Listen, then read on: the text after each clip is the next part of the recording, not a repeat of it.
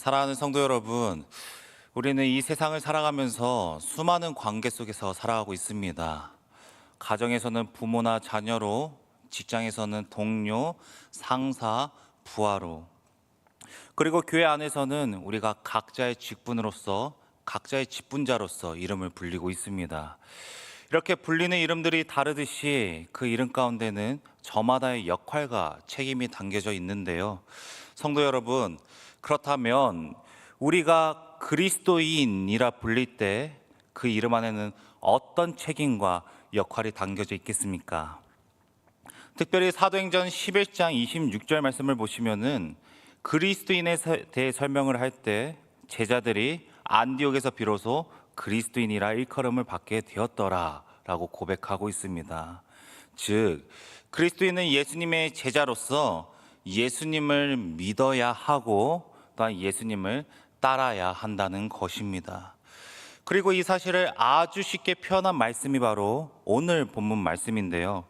예수님께서는 1절과 2절 말씀을 통하여서 나는 참 포도나무요 내 아버지는 농부라. 물은 내게 붙어 있어 열매를 맺지 아니하는 가지는 아버지께서 그것을 제거해 버리시고 무릇 열매를 맺는 가지는 더 열매를 맺게 하려 하여 그것을 깨끗하게 하시느니라 라는 말씀을 통하여서 그리스도인인 성도에 대해, 더 나아가 하나님과 예수님과 성도인 우리의 관계에 대해 매우 쉽게 설명하고 계십니다. 그러므로 이 아침 가운데 우리에게 너무나도 익숙해져 버린 성도의 의미를 다시 한번 더 깊이 되새기길 원하면서, 특별히 우리가 성도로서 어떻게 하나님의 열매를 맺을 수 있을지, 어떻게 하나님의 사역의 열매를 온전히 맺을 수 있을지 우리 함께 살펴보도록 하겠습니다. 첫 번째로 우리가 하나님의 열매를 맺기 위해서는 가장 먼저 해야 될 것이 있는데요. 그것은 바로 하나님과 예수님을 붙들어야 합니다. 그리고 예수님께서는 이에 대해 4절을 통해 말씀하십니다. 먼저 4절 상반절을 함께 살펴보도록 하겠습니다. 내 안에 거하라 나도 너희 안에 거하리라. 가지가 포도나무에 붙어 있지 아니하면 스스로 열매를 맺을 수 없음 같이. 이 말씀을 요약하면 아무리 건강한 가지라도 나무에 떨어진 그 순간부터 천천히 그리고 서서히 말라간다는 것입니다. 겉보기엔 멀쩡해 보여도 영양분이 공급되지 않기 때문에 결국 시들어 죽는다는 것이죠. 그리고 사실 이것은 너무나도 당연한 자연의 법칙 중 하나입니다. 그런데 예수님께서는 이 당연하고 단순한 분명한 자연의 이치를 우리의 영적 삶에도 그대로 적용하면서 말씀해 주십니다. 4절 하반절을 살펴보도록 하겠습니다. 4절 하반절 말씀입니다. 너희도 내 안에 있지 아니하면 그러하리라. 한마디로 자연의 당연한 법칙이 있듯이 성도의 삶에도 마땅하고 당연한 영적 법칙이 있다는 겁니다. 그리고 그 영적 법칙은 바로 우리의 신앙도 예수님께 붙어 있지 않으면, 하나님의 말씀 그 자체이신 예수님을 붙잡지 않으면 겉으로는 내 신앙이 멀쩡하고 거룩해 보여도 결국 내 안에 신앙의 생명력을 끊어지게 된다는 것입니다. 성도 여러분, 한번 잘 생각해 보시면은 우리의 신앙이 흔들리는 이유 중 하나가 신앙과 사역에 열매가 없을 때 흔들립니다. 교회를 섬기고 또 우리가 직분을 잡고 이렇게 아침에 모여서 하나님을 예배하고는 있지만 그 속에 분명한 열매가 보이지 않을 때 우리는 지쳐가게 됩니다. 그런데 바로 이런 우리를 향하여서 예수님께서 4절을 통해 말씀하시는 겁니다. 너희도 내 안에 있지 아니하면 그러할 것이다. 그러하리라. 즉 우리의 행동과 겉모습은 예수님 안에 있는 것처럼 말씀을 붙들고 눈물을 흘리면서 하나님을 찾는 것처럼 보일지라도 우리의 신앙의 삶이 사람들의 시선과 나의 만족감을 위해 움직이고 있는지 아니면 말씀에 따라 움직이고 있는지를 이 시간 우리는 다시 한 번 더 되새겨 봐야 한다는 것입니다. 성도 여러분, 이처럼 오늘 말씀은 우리에게 하나님께 붙어 있다라는 것은 단순하게 직분을 받는 것, 사역을 섬기는 것, 더 나아가 예배에 참석하는 것이 아니라고 말하고 있습니다. 물론 이 말은 우리가 오해하면 안 되는 것은 맡겨진 사역이 중요하지 않다, 직분이 중요하지 않다, 예배가 중요하지 않다라는 뜻은 아닙니다. 우리는 성도로서 반드시 하나님께서 주신 모든 자리를 기쁨으로 그리고 신실하게 책임감을 가지고 지켜야 합니다. 그러나 우리의 중심에 말씀이 사라진 채 이 자리들을 지키기만 한다면 주위 사람들의 목소리, 사역의 결과 그리고 나의 상황에 따라 쉽게 직분과 사역은 내려놓고 싶어하고 더 나아가 예배를 떠나고 싶어 한다는 것입니다. 그리고 이러한 부끄러운 모습들을 저를 포함한 우리 모두가 이미 경험해 봤고 또한 실패도 해 봤습니다. 따라서 우리는 사실 하나님의 백성으로서 이미 실패한 자들입니다. 하나님의 성도로서 더 나아가 이 땅 가운데 그리스도인으로서 이미 실패한 자들입니다. 하지만 여기서 하나님의 또 다른 아름다운 은혜가 나타나는데요, 그 하나님의 은혜의 손길이 앞선 2절 가운데 분명하게 증거되고 있습니다. 2절 말씀은 우리 함께 합독하도록 하겠습니다. 2절 말씀입니다. 시작. 무릇 내게 붙어 있어 열매를 맺지 아니하는 가지는 아버지께서 그것을 제거해 버리시고 무릇 열매를 맺는 가지는 더 열매를 맺게 하려 하여 그것을 깨끗하게 하시느니라. 아멘. 이렇게 하나님께서는 마치 불필요한 가지를 자르시듯이 우리의 삶을 다듬어 주시고 말씀을 더욱더 붙들게 하시는 겁니다. 그리고 그 결과 어떠한 일이 일어나냐면 하나님의 일은 사람의 시선이나 나의 만족감이 아닌 오직 하나님 손에 달려 있음을, 오직 하나님께 속해 있음을 우리는 깨달을 수가 있습니다.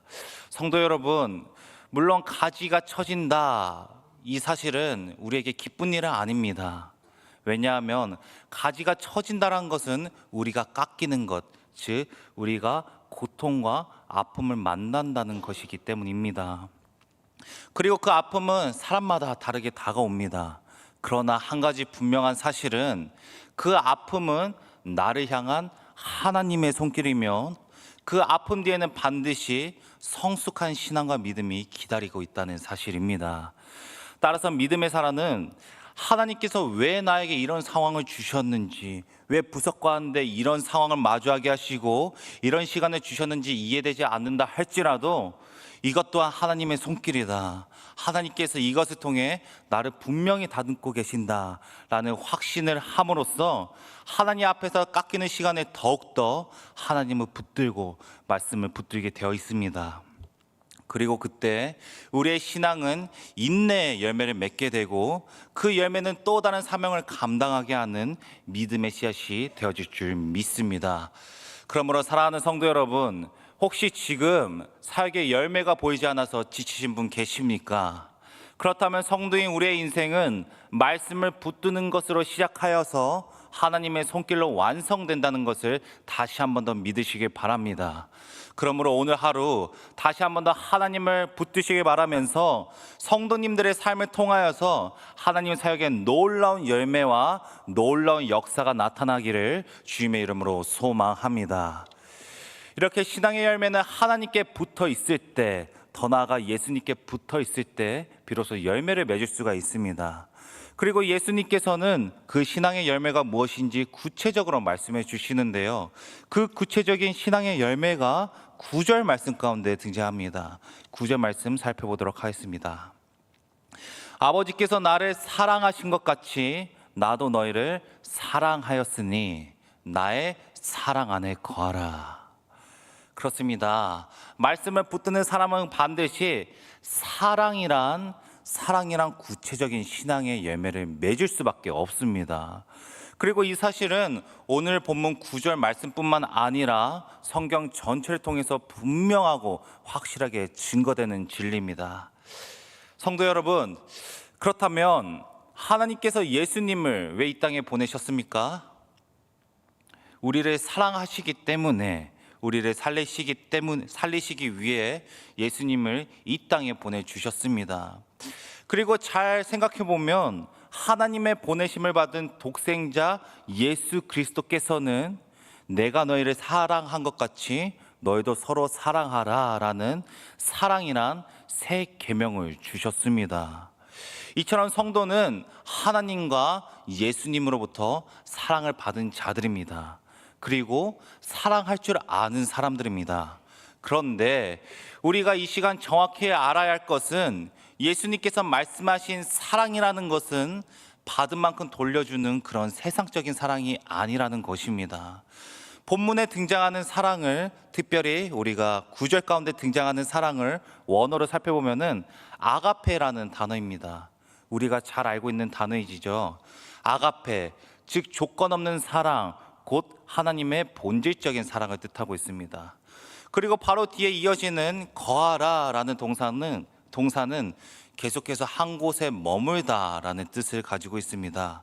따라서 9절 말씀에 등장하는 사랑 안에 거해야 한다, 너희는 사랑 안에 거하라 라는 이 말씀은 예수님을 통해 받은 하나님의 사랑을 우리는 날마다 기억하면서 우리가 받은 그 사랑을 있는 그대로 세상에 흘려보내야 한다는 것입니다.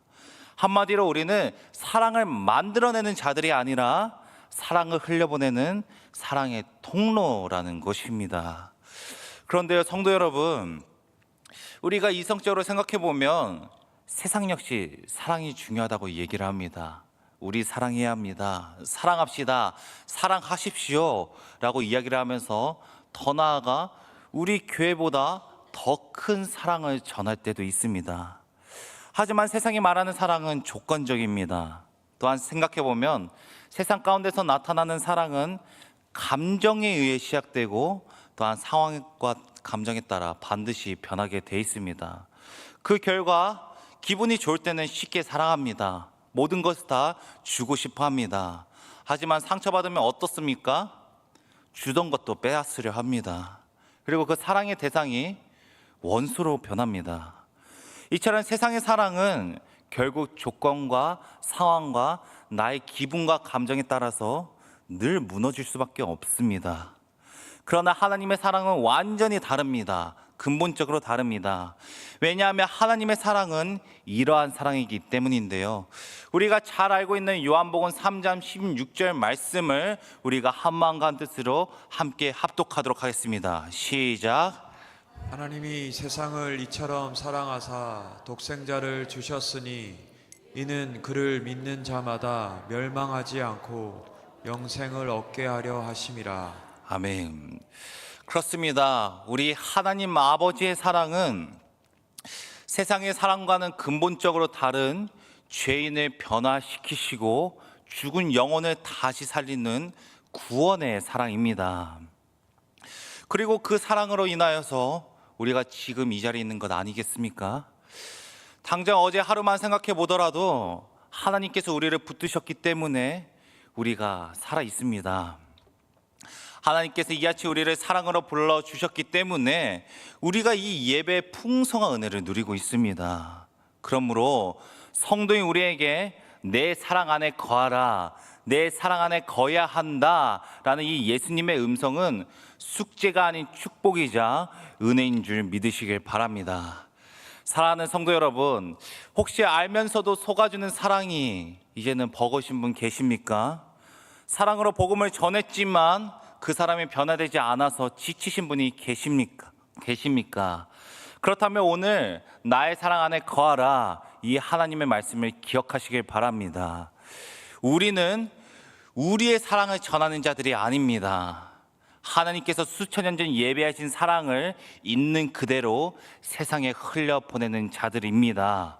그러므로 어떻게 내가 사랑을 전해야 될까? 어떻게 내가 사랑해야 될까라는 고민보다 먼저 나는 하나님께 어떤 사랑을 받았는가를 기억하시길 바랍니다.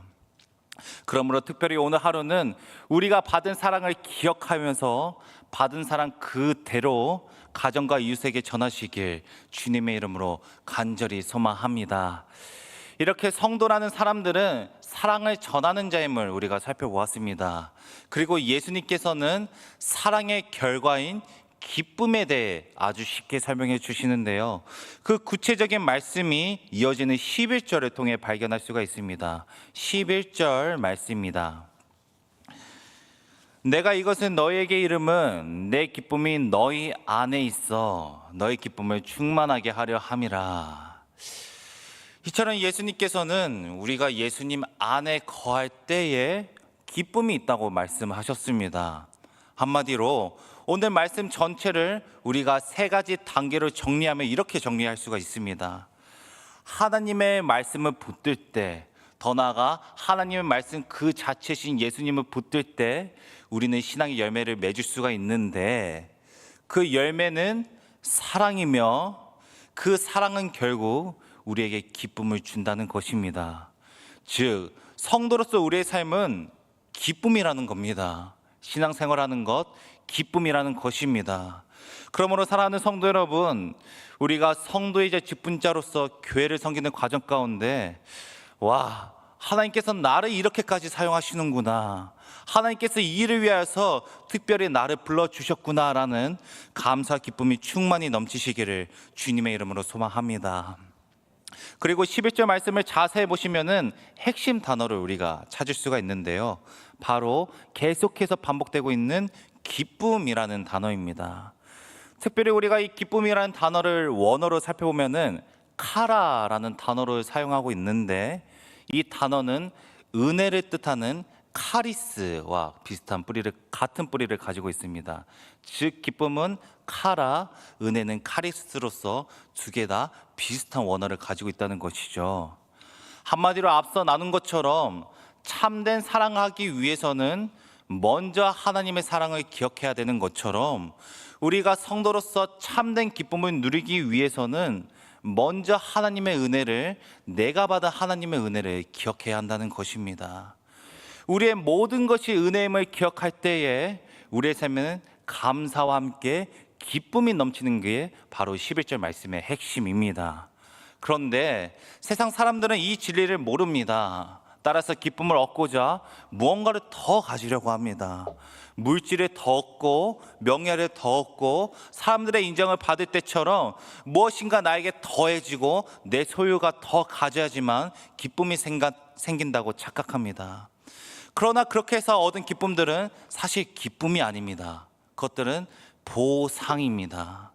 무엇인가 나에게 더해져야지, 내가 어떠한 수고를 해야지 얻어지는 것이 바로 세상이 말하는 기쁨인 보상이라는 것입니다. 그러나 참된 기쁨, 성도인 우리가 누리는 기쁨은 근본적으로 다릅니다. 성도인 기쁨은 더 얻는 데서 오지 않습니다. 이미 받은 은혜를 잊지 않는 데서, 이미 받은 은혜를 기억하는 데서 기쁨이 시작됩니다. 즉 세상은 더 가지면 기쁠 것이다 라고 착각을 하지만, 성도의 우리는 이미 주신 하나님의 사랑과 이미 주어진 구원을 기억할 때에 진짜 기쁨을 누릴 수 있다는 것입니다. 그리고 이 진리를 가장 잘 보여주신 분이 계십니다. 바로 우리의 유일한 구원자이신 주 예수 그리스도이십니다. 히브리서 12장 2절 말씀을 한 목소리로 합독하겠습니다. 시작. 믿음의 주요 또 온전하게 하시는 이인 예수를 바라보자. 그는 그 앞에 있는 기쁨을 위하여 십자가를 참으사 부끄러움을 개의치 아니하시더니 하나님 보좌 우편에 앉으셨느니라. 아멘. 믿음의 주에 또 온전하게 하시는 이인 예수를 바라보자. 그는 그 앞에 있는 기쁨을 위하여 십자가를 참으사 부끄러움을 개의치 아니하시더니 하나님 보좌 우편에 앉으셨느니라. 예수님께서는 십자가라는 가장 큰 고난 속에서도 그 너머에 있을 하나님의 뜻과 구원을 바라보셨습니다. 그리고 그때 예수님께서 참된 기쁨을 누리셨다라는 것을 히브리서 12장 2절 말씀이 확증하고 있습니다. 그러므로 예수님의 기쁨은 내 앞에 고난이 사라져서 생긴 기쁨이 아닙니다. 그 고난을 통해 내가 마주한 상황과 내가 마주한 이 어려움을 통해 역사하신 하나님을 소망하면서 고대하면서 생긴 하나님 안에서 비롯된 기쁨이었습니다.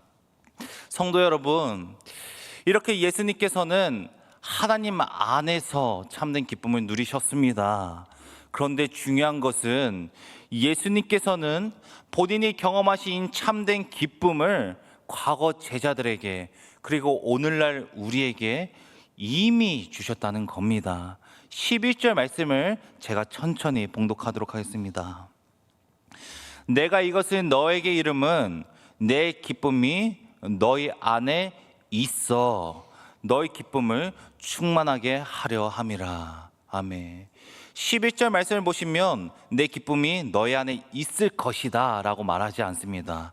내 기쁨이 너희 안에 있다 라고 말하고 있죠. 사랑하는 성도 여러분, 그렇다면 우리 안에는 예수님께서 주신 기쁨인 복음의 기쁨과 구원의 기쁨이 충만하게 넘치고 있습니까?